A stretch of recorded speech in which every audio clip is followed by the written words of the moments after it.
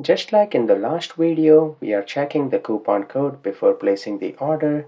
You can similarly make a synchronous communication call to the product API or the product microservice to make sure that all of the price and product details are exactly same before placing the order. So that is another use case for synchronous microservice communication. We won't be implementing that in our course, but I wanted to show you that if you want, that is also possible and a great scenario. Such scenarios are implemented in real-world website. For example, on Priceline or Kayak.com, on the initial page it displays something else, and before placing the order it double checks the price.